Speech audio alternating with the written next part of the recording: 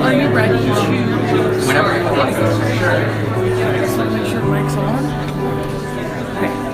And then I just have to let Dave know to start the video. Yeah. So I'll give him that. Yeah, okay, good.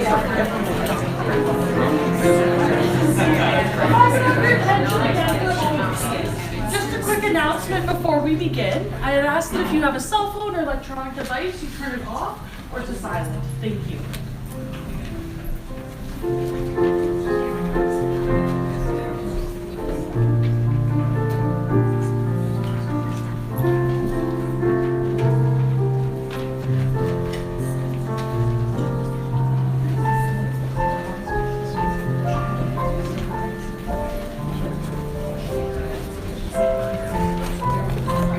And good morning, and welcome to the celebration of life for Janet McEwen. We appreciate you taking the time to come.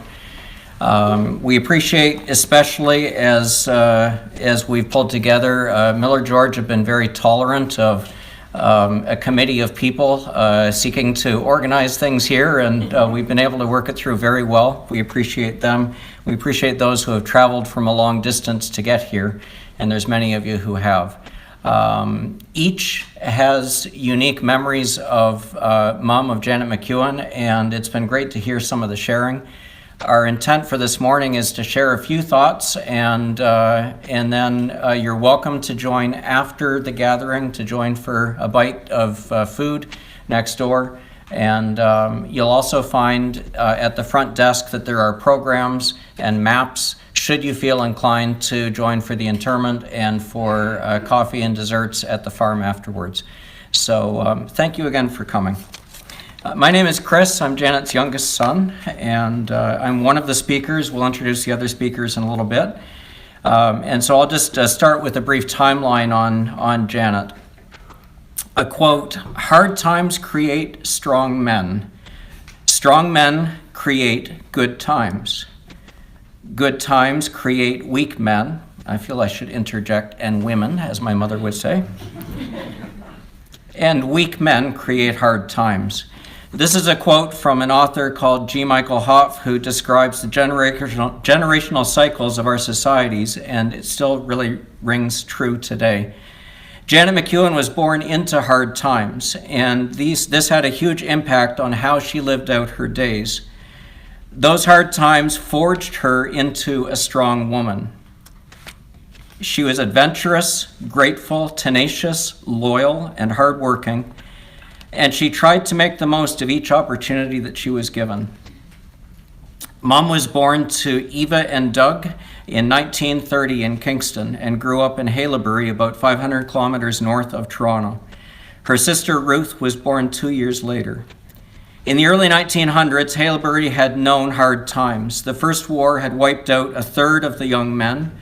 Influenza killed many more. The entire town burned to the ground in 1922, was hit hard by the Depression in the 1930s, and again lost half of a generation of young men in the Second War. The Second War was 180 that were killed in a small town in Northern Ontario. Janet and Ruth remembered their dad's agility to find work as a bookkeeper in the mines and the lumber companies during the Depression. Their home was simple, a wood stove in the kitchen with unheated bedrooms, no refrigeration, and basic medical care.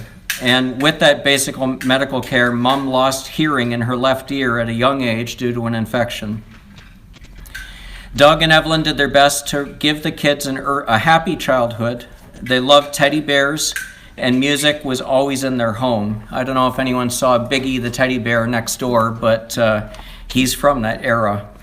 Mom loved the out of doors and learned canoeing while helping at a camp. She was the only girl in her grade 13 class, and she pushed hard to learn more.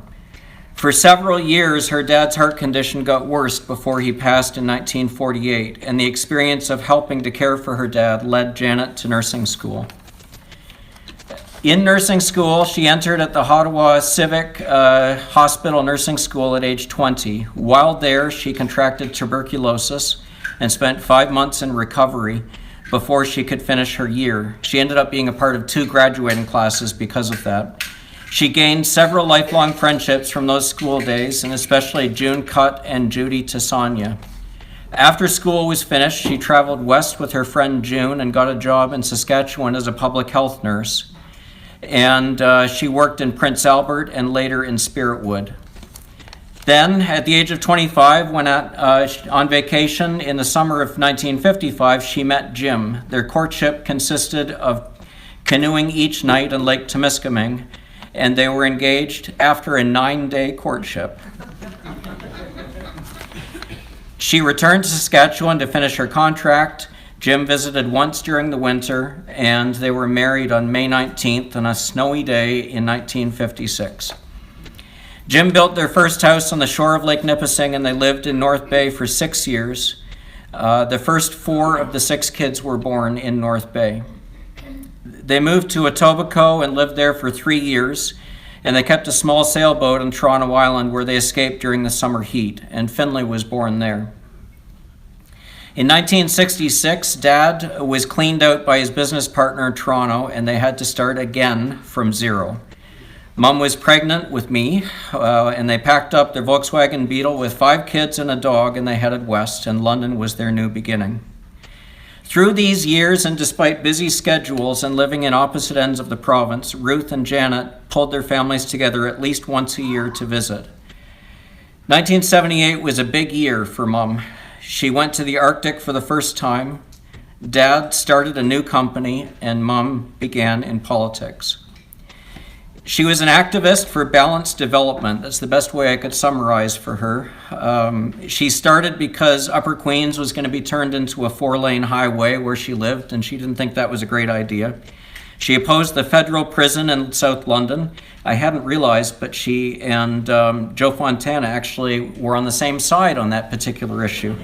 The Adelaide Street extension, she helped to build the South London Community Association at that time as well.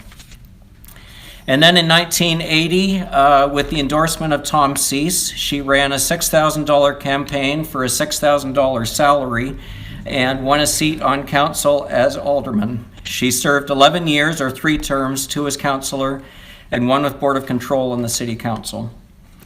She retired from politics in 91 to join Dad in his work overseas, which they did for 2 years until his untimely death in 1993. The loss of Dad hit her hard. She was only 63. She wound down the farms over a period of time and wound down the companies that Dad had left behind. And she kept busy.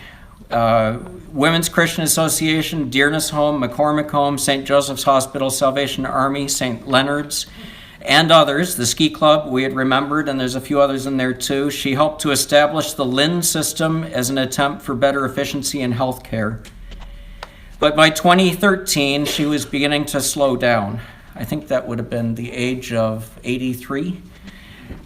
She's beginning to slow down, and she picked up the final assignment of the Southwest Middlesex Detention Center Community Advisory Board. And over time, even with that assignment, it became more difficult for her to keep up with that committee, and she retired at 89 in 2019. We remember the beautiful job that Becky did to help Mom to land that plane at the end of her career. Mom fell and broke her hip in 2022 and she moved to Dundas, where she finished her years in a retirement home, passing away with grace and honor on the day of her 95th birthday. What I'm going to do now is introduce the guest speakers and then have each come up in their turn. I'll begin with Anne Marie. Anne Marie DeSico Best began her working life in broadcasting. After 5 years, she pivoted to politics, first as councillor, then as controller, then serving as mayor for a total of 19 years on councillor. She was the longest serving mayor in London's history. And after politics, she taught at Western and helped with leadership at Fanshawe College. And I caught her on a weekday a month ago when she had just retired and asked her if she would speak, and so she's here. Peter Aheron is here. Peter served for 32 years as executive director at St. Leonard's. I had troubles finding out stuff about you, so maybe you can tell me more. He's quiet online. So despite being just executive director, he wore many other hats as a program leader, parole officer, justice of the peace, and he advocated for awareness and prevention of violence against women and children. Peter will share about Mom's time as a volunteer. And Megan McEwen is one of Janet's 13 grandchildren and is my daughter. Meg grew up in Windsor. She now lives in Ottawa and works in the tech industry. I'm going to turn it over to Anne Marie, and if you can each come up after, that'd be great. Thank you, Anne Marie. Good morning, everyone. It's my honor to offer a few remarks of reflection about Janet. I had the opportunity to meet Janet first and see her in action when I was a young reporter in training, and she was, of course, an alderman, and later as she continued to serve London as a Board of Control member. I was covering City Hall in my first official full-time job working with CJBK and BX93, and I interviewed Janet a lot.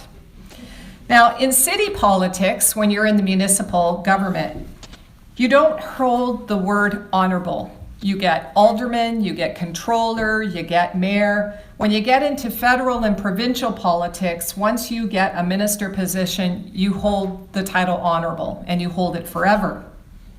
But I would like to begin today by using that word honorable to describe Janet, not only as a person, but the many hats that she wore. She lived an honorable life, and every decision that she made was for the betterment of our citizens and community at large. She was enthusiastic, loyal, and powerful in her words and actions. She was selfless and steadfast. Back in the day, there were not many women who served on council. There still aren't today. But Janet was highly respected for her views. She cared, pure and simple, and was compassionate and always fair. She was a role model. When I first decided I might run for city council, that was in 1991 when she retired, I was a young 26-year-old. My experience having been as a reporter covering City Hall. I saw the council up close and personal every week. I knew that if I was looking for advice or guidance on running a campaign or serving on council, Janet would be the person to turn to. And of course, she was not only open to hearing me out, but she was also excited for me and wanted to know what she could do to help. She gave a testimonial on the campaign material, and it had impact. That is just who she was. She was gutsy at every turn. When I would watch city council meetings, I was a big admirer of how she handled a few of the old boys. You know, there's a few of those. One of the most important things she taught me is that my opinion and my voice mattered on all issues, not only during the campaign, but equally should I be lucky enough to win. She warned me, though, some might think I was too young or inexperienced, but to remember that I would have every right to be there with my own unique perspectives. She was a gifted elected official, not a politician. There is a difference. But a representative who was strong in her convictions and showed by her actions. We at the city were always in good hands with Janet. There were no secret agendas. She was trustworthy. She was steady, did the work with no shortcuts, but read the reports and agendas, and showed how essential it was to do the homework before debates and in meetings. It was an invaluable lesson for all to emulate. She was a collaborator, and regardless of the differing opinions of council, she always looked for solutions. Now, make no mistake, she could be very fierce in debates to ensure the best possible outcomes. I was witness to that on more than one occasion. She was never afraid to take on the hard issues and always looked for the best in people, even when they were on opposite sides. Janet's legacy lives on in her family and the many volunteer groups where she participated, and we will hear more of that still today. But for me and countless others, Janet was an early champion at City Hall, where integrity mattered and where she lived in how she made her decisions.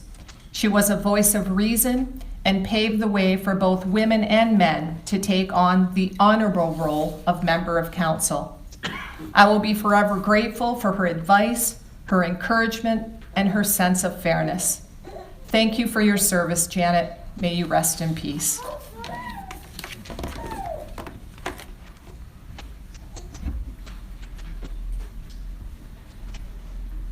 One moment.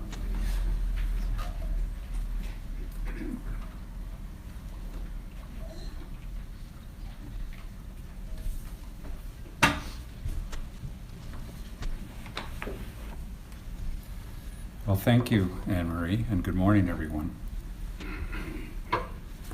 My name is Peter Aharon, and it is my real distinct honor and challenge to have been asked by the McEwen family to share some words, some reflections of Janet's tremendous contributions to our community through her volunteer work. Paid less than her first gig at City Council. But I know it's that work and genuine admiration for her dedication to the London community that forms a huge part of the legacy that we honor today.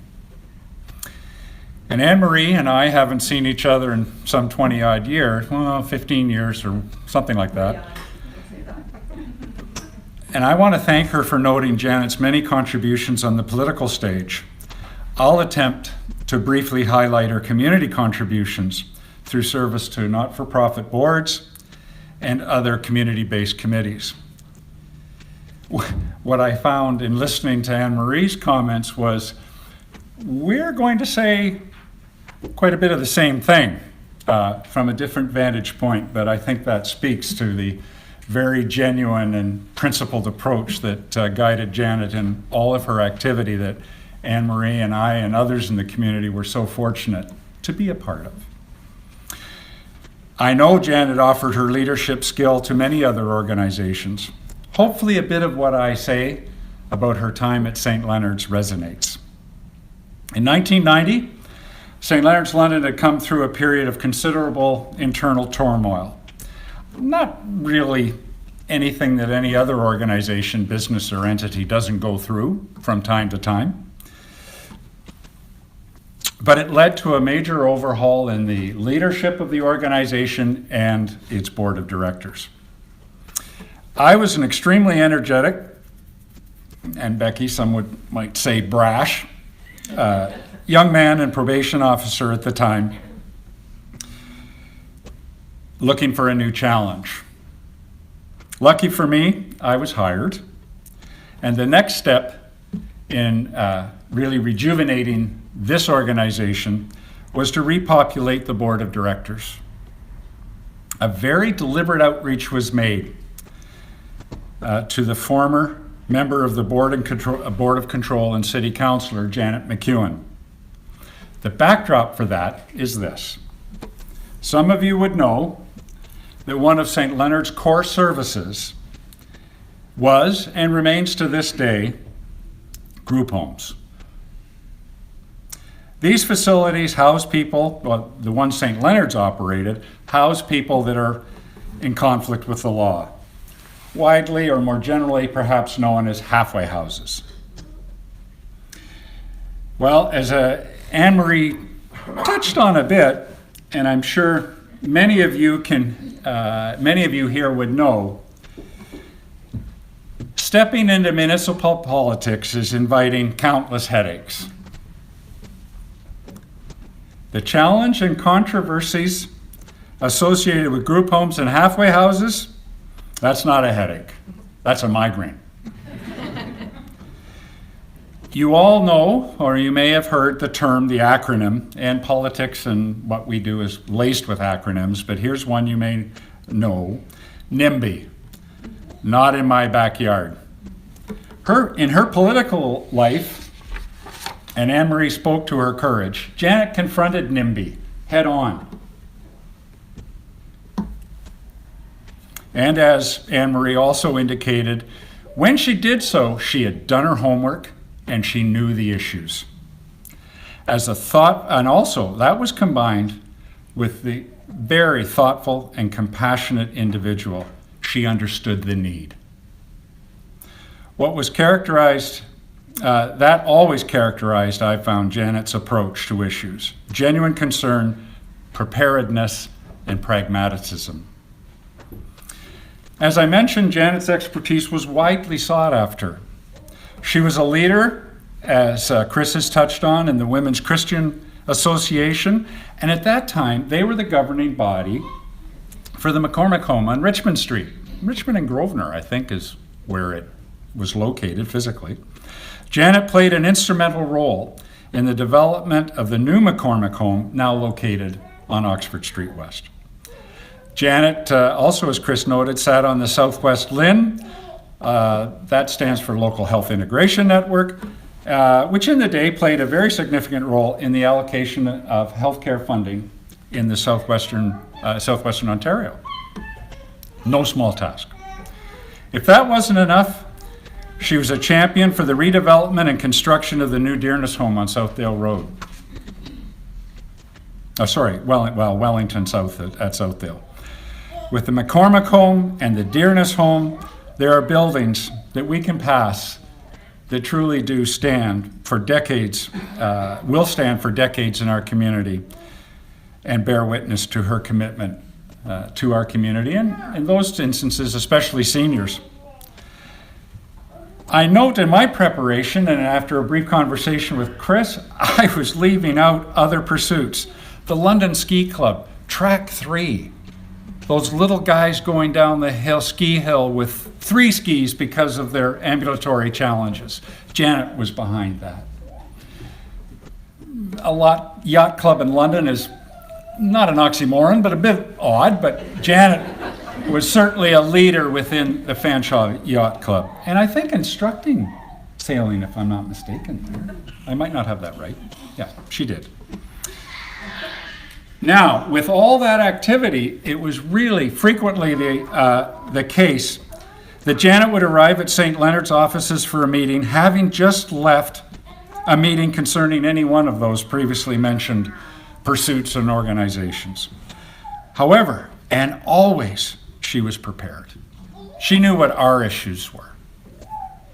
At St. Leonard's, Janet's leadership helped recruit and retain additional strong, dedicated board members. Becky House and Sandy McCallum are here today. I also would, there's so many, but I would like to highlight Brian Young, a former chief of police in the city of London, Rick Gillespie, a leader also in the London Police Service, who working with St. Leonard's really did help cement the organization's ability to make strides in our community. On a more personal note, I really can't describe how much I enjoyed an opportunity to grab a bit of her time outside of formal business and meetings. One regular opportunity that allowed for that came through the process of signing checks. And as Sandy, our treasurer, would attest, we wrote a lot of checks.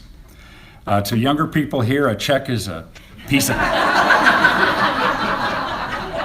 It's a piece of paper, has the name of a company on it, and if you sign it, you can use it to pay bills and invoices. Part of the agency's financial accountability and Janet was about accountability, required all checks be signed by a board member. To accomplish this, I would drive up to Upper Queens Ave, and I attended Mountsfield Public School, which is just around the corner, so I knew and appreciated Upper Queens well. To accomplish this, I would drive up to Upper Queens. She would review each check before signing and routinely ask for an explanation of the offense. Sorry, it was a justice agency, of the expense.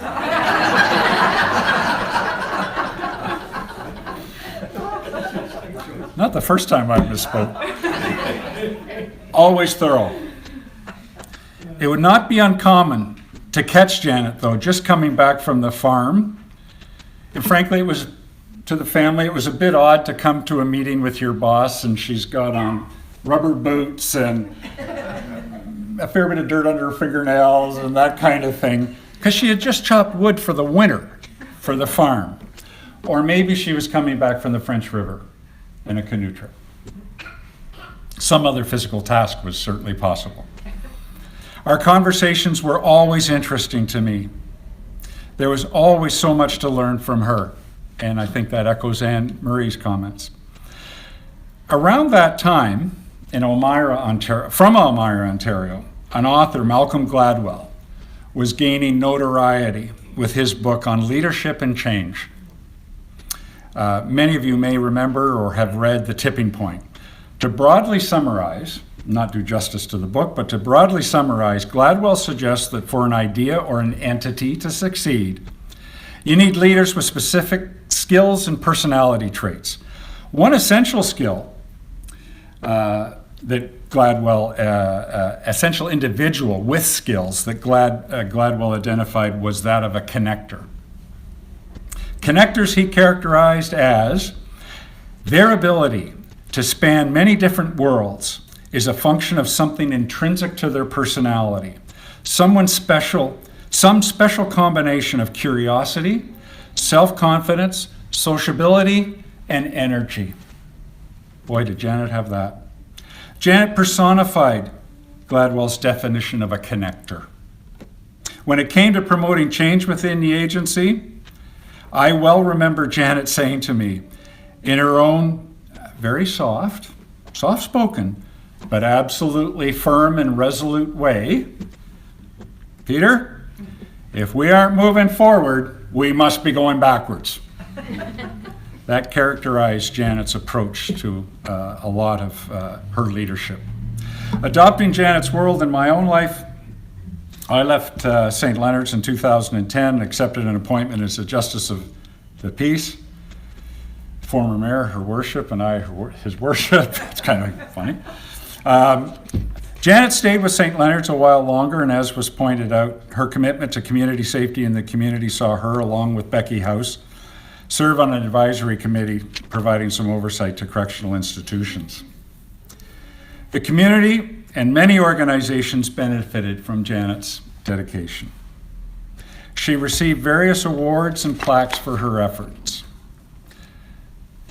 Chris tells me that while they were appreciated, most of the plaques and awards were really little more than coasters.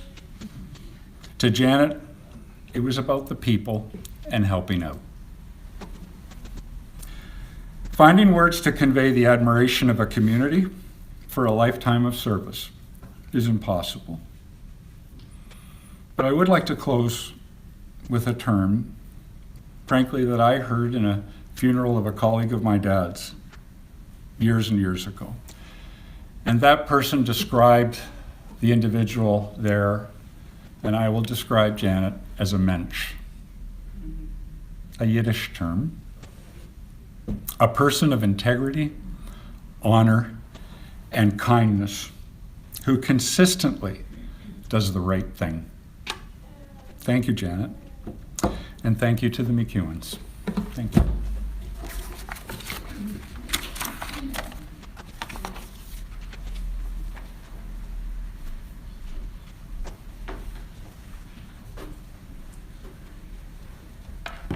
Hello, my name is Megan McEwen.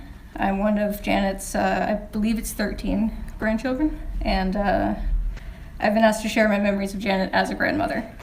I can't claim this is the exact same experience as my fellow cousins had, but I think much of it's relatable to those of us who called her our grandma.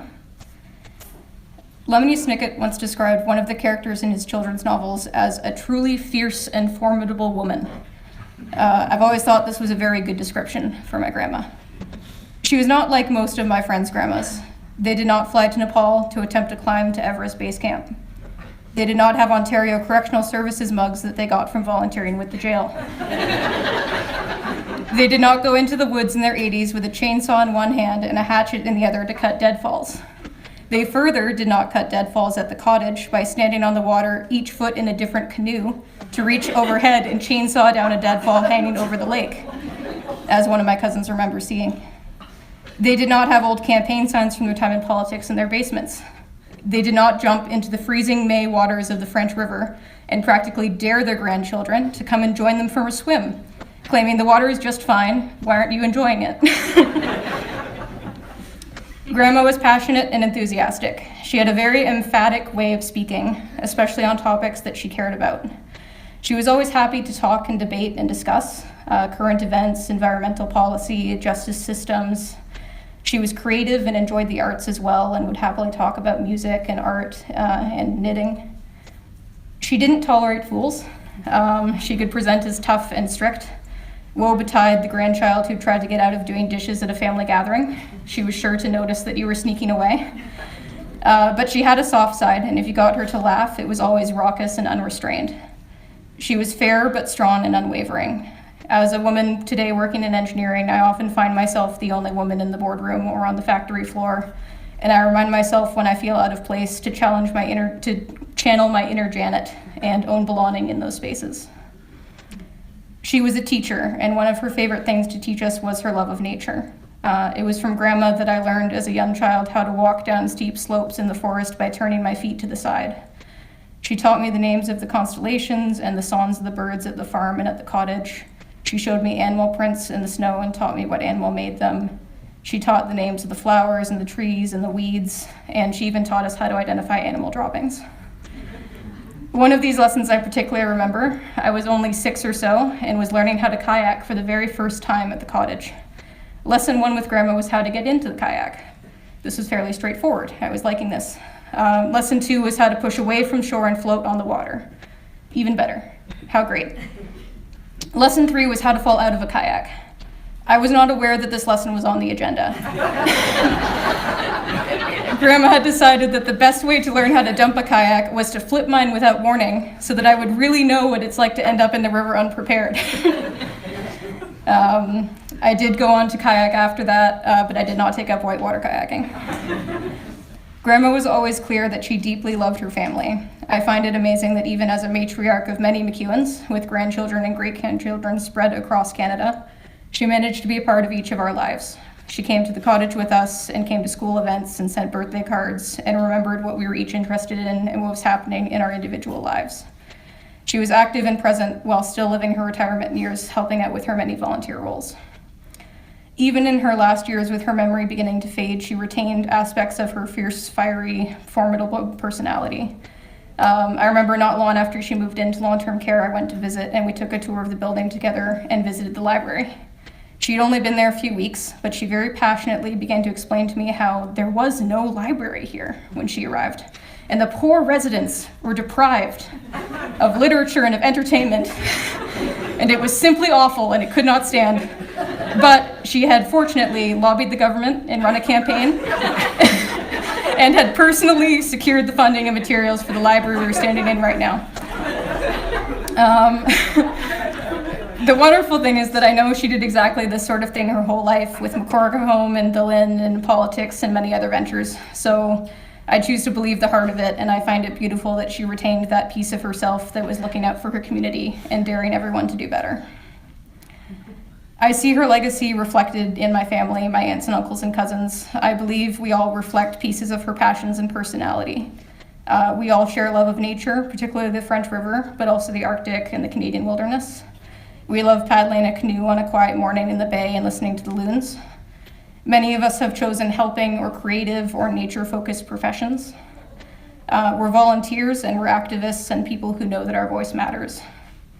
I'm very grateful for her influence on my life and for helping to shape parts of who I am today. And we remember her in our time with our family and in the community and when we're out exploring the world and when we hear the loons on the water. Thank you.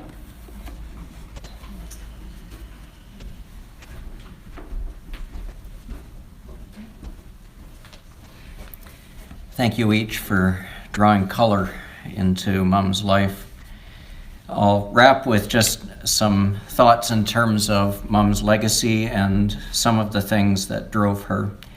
There's no question that she was born into a world that had problems and hardship, the impact of the wars and the Depression in the 30s, their dad's declining health, watching her high school burn down when she was in grade 10. She understood quietly that sometimes things are not easy in life. And that drove her to generosity. She often spoke of the generosity of the families around them growing up in Haileybury. The family who regularly took their family on picnics with them. The boys who went into the caves near Haileybury to get ice for her dad's oxygen tent when he was ill. Janet and Ruth also grew up in a home that was filled with friends and family and music. Evelyn and Doug were married less than 20 years before Doug died. Life was short and very intense. When she left Haileybury for nursing school, she only went back to visit and not to live. She was always drawn to the big skies, first the prairies and then the Arctic, to experience things that were bigger than herself. In rural Saskatchewan, she realized that some people had hard lives, much more difficult than hers. The child that she spoke about that had fallen against a wood stove and was scarred for life. Women in rural areas who were so lonely and isolated that they were grateful for a visit. Such basic rural medical care, Mom recognized that she needed to get more training, and hence she took it upon herself to go back to the University of Toronto for a public health course. And that public health experience was always with her through to the end of her days. Janet and Jim had a tight, happy home during the London years when Jim built the new company Multi-Fittings, and for him the third time was the charm, having struggled with previous companies, but this venture did very well under his leadership. I remember those years of political dialogue at the dinner table. Mom was the social liberal and Dad was the opposite, the conservative. Mom came of age in Tommy Douglas's Saskatchewan, and she never forgot that. She wanted each person to have a chance in life. However, Mom also believed that each person had to work for their keep, the hand up and not the hand out. She lived in a noisy home and loved a full kitchen. 25-pound turkeys. You only bought fruit and vegetables by the bushel. Massive birthday cakes, endless bowls of stew and chowder. I can remember my brother-in-law Steve faithfully came while he was courting Jenny, and it was on a specific night of the week, and that night of the week she served fish chowder. So for 2 or 3 years, Steve got fish chowder every week, and he enjoyed it. And she loved him and brought him in. Visitors were always welcome. It was like a rooming house with strict meal times and an open door. Her kids learned responsibility and loyalty and hard work. She was not a gentle teacher, and she depended on Dad to keep the peace, and she missed him when he was gone. In the years following Dad's leaving, she found meaningful relationships where she served. She was served on McCormick Home, stemming in part from her own mother being a resident there. She loved the vets at Parkwood and the women of WCA, and she wanted to give the people of St. Leonard's dignity and a second chance. I can remember a couple of boards that she served on for a year or two, but she didn't find connection, and so she moved on. She really valued the people that she worked with. She was recognized with several prestigious awards. We only discovered some of these recently when we were going through the archives. But her wall of fame was filled with pictures of her kids and her grandkids. As she aged, Mom better understood grace. One of the meanings of grace is to receive unmerited favor, to be accepted and loved without having earned it. In her younger years, Mom's core philosophy was that God helps them who helps themselves. In her older years, I believe that she better came to understand grace or the notion that it's okay to receive love from God and from people, even if you don't deserve it. In her early years, she was a bulldozer. In later years, I found her to be more reflective and a better listener. And I can say with confidence that if you were a casualty from her earlier life, that she felt regret and thought about you and she wanted to make amends. She just wasn't always sure how to do it. She thought tough love was the best way because it's what she learned in her own childhood.